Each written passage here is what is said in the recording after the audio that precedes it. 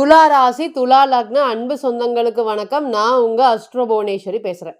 துலா ராசி மற்றும் துலா லக்னத்தை பொறுத்தவரையும் 2026 ஏப்ரல் மாத பலன்கள், கிரக சேர்க்கைகள், கிரக அடைவுகள் என்ன தரதுக்கு காத்துட்டு இருக்கு. இன்னைக்கு இந்த ராசி ஃபேஸ் பண்ணிட்டு இருக்கக்கூடிய சுச்சுவேஷன் என்ன நிச்சயமாக பார்க்கலாம்.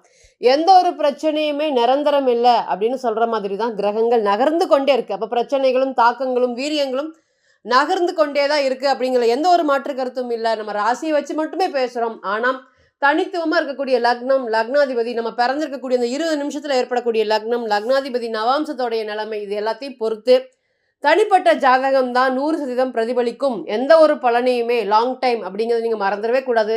நம்ம சொல்லக்கூடிய ராசி உண்டான பொது பலன்கள் இதே ராசி வந்து பாத்தீங்கன்னா இன்னைக்கு ராசிக்கு சனீஸ்வர பகவான் 6ல் இருந்தாலும் வீடு கட்டுறவங்க நிறைய பேர் இருக்காங்க, கல்யாணம் பண்றவங்க நிறைய பேர் இருக்காங்க, கஷ்டப்படுறவங்களும் நிறைய பேர் இருக்காங்க.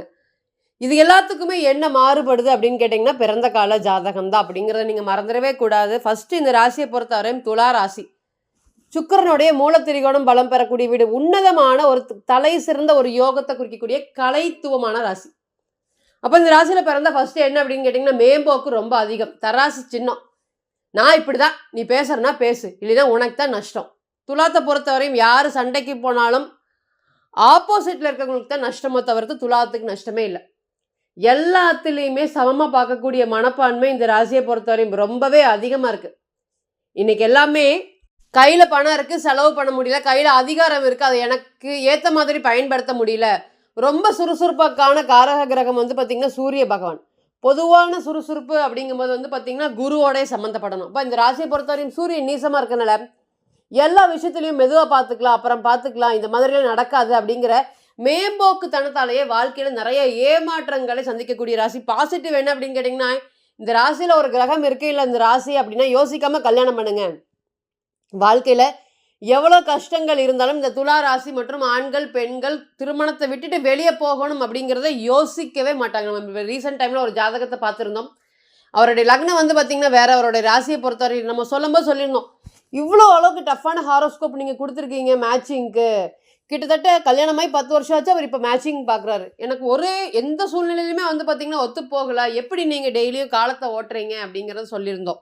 அதுக்கு அவர் சொல்லக்கூடிய ஒரே வார்த்தை, நீங்கள் தான் மேடம் கண்டுபிடிச்சிட்டீங்க, நான் ஒரு ஊமையாக எங்களோட வீட்டில் வாழ்ந்துட்டுருக்கேன், அணுதினமும் என்னால் எந்த ஒரு விஷயமே என்னால் செயல்படுத்தவே முடியல, நீங்கள் சொல்கிற மாதிரி வீட்டில் ஒரு அடிமையாக தான் வாழ்ந்துட்டுருக்கேன், இது எத்தனை நாளைக்கு, இது ஒரு வேலைக்கு கூட நான் போக முடியாமல் இருக்கேன், ஒரு சேவை மாதிரி நான் செஞ்சுட்டே இருக்கேன், இதெல்லாம் பழகிருங்க மேடம், சரியாக போயிடும் அப்படிங்கிற மாதிரி ஒரு ஹோப்போட நான் நகர்ந்துட்டு இருக்கேன் அப்படின்னு சொல்கிறாரு. அப்புறம் இதுலேருந்து நிறைய என்ன தெரியுது அப்படின்னு கேட்டிங்கன்னா இந்த துலா ராசி மற்றும் துலா லக்னம் எவ்வளோ கஷ்டங்கள் இருந்தாலும் திருமண வாழ்க்கையிலேருந்து வெளியே வர்றதுக்கு, ஓடி வர்றதுக்கு விருப்பப்படவே மாட்டாங்க. எவ்வளோ ஒரு சூழ்நிலை, டஃப்பான சூழ்நிலைகள் இருந்தாலுமே கணவரை கூட்டிட்டோ மனைவியை கூட்டிட்டோ கையோடு நம்ம பயணிக்கலாம். வாழ்க்கையில் நிறைய அப்ஸ் அண்ட் டவுன்ஸ் வந்திருக்கு, ஒருத்தனுக்கு ஒருத்தி, இதில் எந்த ஒரு மாற்று கருத்துமே இல்லை, அதில் எவ்வளோ கஷ்டம் வந்தாலும் பரவாயில்ல பார்த்துக்கலாம் அப்படிங்கிற மனப்பான்மை ரொம்ப அதிகமாக கொண்டக்கூடிய துலா ராசி மற்றும் துலா லக்னம். இன்னுமே சொல்லலாம், தொழிலெல்லாம் இவங்களோட திறமையை நடத்துறதுக்கு ஆள் இல்லை, ஆனால் இன்னைக்கு இவங்க கிட்ட நடத்துறதுக்கு பணம் இல்லை, பணம் இருக்குது மனம் இல்லை அப்படிங்கிற ஒரு சூழ்நிலைகள் இன்னைக்கு இருக்கும்போதெல்லாம் இவங்க யாராருக்கு என்னென்ன கொடுத்தாங்கன்னு இவங்களுக்கு கணக்கு தெரியாது, வாங்கினவங்களுக்கு கணக்கு தெரியும். அந்த அளவுக்கு இவங்களுடைய பணம் மற்றவங்க கிட்ட புரண்டுட்டு இருக்கு. இன்றைக்கி பாருங்கள், மற்றவங்களை பார்க்க பொறாமப்படக்கூடிய அளவு தான் நீங்கள் இருப்பீங்க. சாப்பாட்டுக்கே வழி இல்லாமல் இருந்தாங்க, இன்றைக்கி பாருங்கள் இவங்க எப்படி இருக்காங்க அப்படின்னு உங்களை 4 பேர் எடுத்து காட்டும் விதமாக தான் துலா ராசி எப்போவுமே பிழைக்கும். அது பிறந்த கால ஜாதகத்தில் என்ன காம்பினேஷன் இருந்தாலும் துலாத்தை பொறுத்த வரையுமே தவறுன்னு ஒரு இடத்துல வந்தால் அது யாராக இருந்தாலும் மன்னிப்பு கேட்கறதுக்கு தயங்க மாட்டாங்க. அந்த மாதிரி இன்னுமே சொல்லிகிட்டே போகலாம். அந்த துலா ராசியை பொறுத்தவரையும் இந்த 2026 ஏப்ரல் மாதம் எப்படி இருக்க போகுது. ராசிக்கு 7ல் சுக்கிரன் பயணிக்கிறாரு, ராசிக்கு 6ல் சூரியன் மற்றும் சனீஸ்வர பகவான், ராசிக்கு 5ஆம் இடம் சம்மந்தப்படும் போது வந்து பார்த்திங்கன்னா செவ்வாய் புதன் மற்றும் ராகு, ராசிக்கு 9ஆம் இடத்துல குரு, ராசிக்கு 11ஆம் இடத்துல கேது, ராசிக்கு 12ஆம் இடத்துல சந்திரன் பயணிக்கும் போது இந்த 2026 இது ஏப்ரல் மாதம் வந்து பார்த்திங்கன்னா கன்னி ராசியிலேருந்து ஆரம்பிக்குது.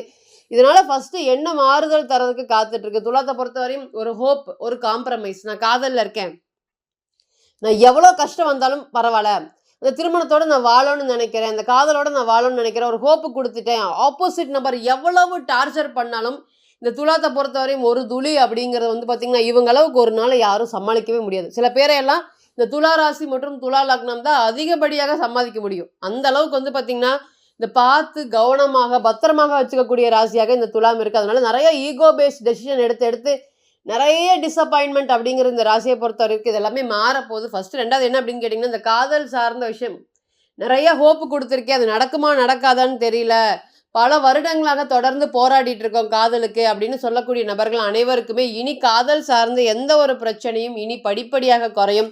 எந்த ஒரு விஷயங்களும் மன ரீதியான தொந்தரவுகள் தான் இன்னைக்கு இந்த துலா ராசியை பொறுத்தவரையும் அதிகமா இருக்கு. என்கிட்ட பணம் இருந்தது மேடம், அன்னைக்கு எல்லாமே வாரி வழங்கினேன், இன்னைக்கு வாங்கிட்டு போயும் என்னை வந்து பார்த்தீங்கன்னா நல்லவன் சொல்றது இல்லை, கெட்டவன் சொல்றது இல்லை, என்னை பார்த்தா ஓடுறது, ஒரு ஃபோன் கால் பண்ணா எடுக்க மாட்டேங்கிறாங்க, என்னமோ நான் அவங்க கிட்ட கடன் வாங்கின மாதிரி.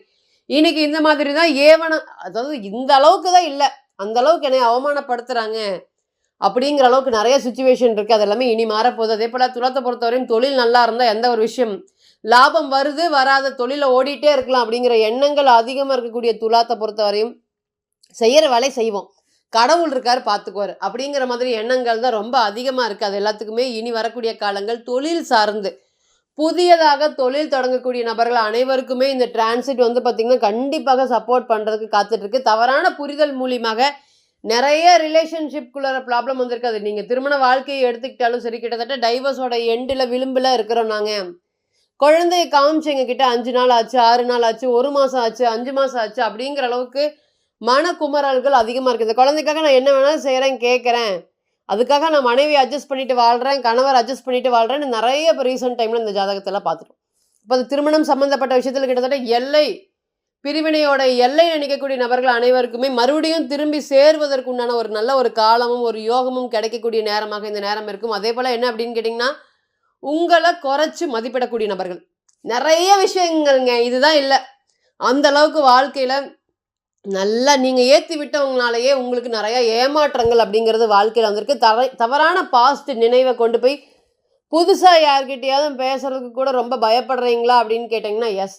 இன்றைக்கெல்லாம் உங்கள் குடும்பத்திலே மதிப்பு மரியாதை கௌரவங்கிறது ரொம்ப குறைஞ்சிருக்கும். நீங்கள் என்ன சொன்னாலும் பேசுறதுக்குள்ள பெரிய ஆளாக இருப்பீங்க, உங்களுடைய பதவிகள் புகழ் உங்களுக்கு பிரயோஜனப்படாத மாதிரி இருக்கிற மாதிரி ஒரு சூழ்நிலைகள் தான் இருக்குது. சுறுசுறுப்புக்கு பெயர் பண்ண ராசி, இன்றைக்கி சுறுசுறுப்புனா என்ன, நான் அவன் கூட போய் நிற்கிறேன், அவன் ஜெயிக்கிறானா, என்னால் ஜெயிக்க முடியல, இந்த மாதிரி அதிர்ஷ்டம் சார்ந்து இது எல்லாத்துக்குமே என்ன காரணம்னு கேட்டிங்கன்னா இந்த குரு தான்.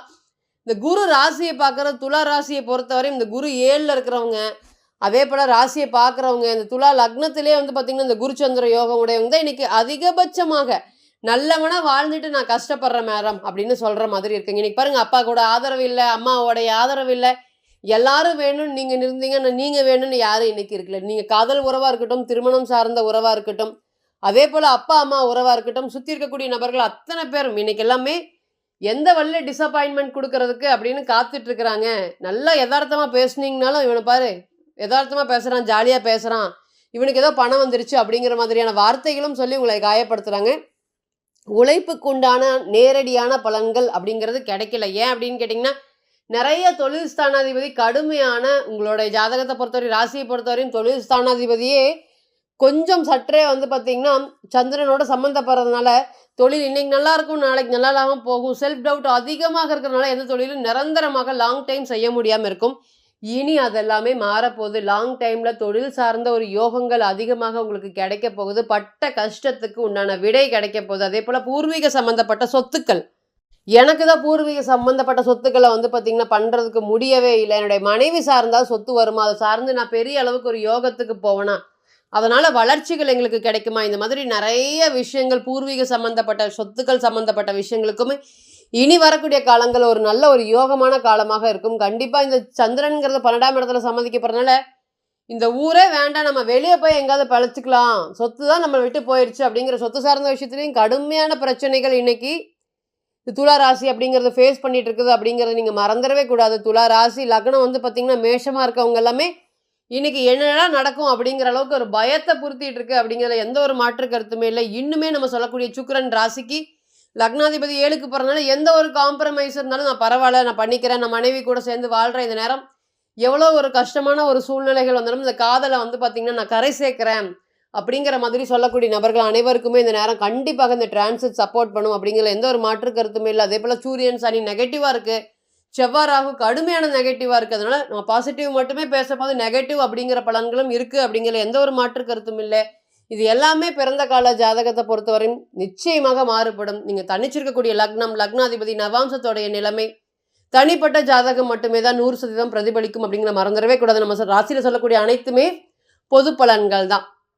ஸோ தனிப்பட்ட ஜாதகத்தை நீங்கள் ஆலோசனை பண்ண விருப்பப்பட்டீங்கன்னா கீழே இருக்கக்கூடிய நம்பருக்கு கான்டாக்ட் பண்ணுங்கள். நான் வணங்கக்கூடிய நரசிம்மர் உங்கள் எல்லோருக்குமே நல்ல வளமான வாழ்க்கையை ஏற்படுத்தி தர நிச்சயமாக பிரார்த்தனை பண்ணிக்கிறேன். மீண்டும் ஒரு பதிவில் உங்களெல்லாம் சந்திக்கும் வரை உங்களிடமிருந்து விடைபெறுவது உங்கள் அஸ்ட்ரோ புவனேஸ்வரி. நன்றி, வணக்கம்.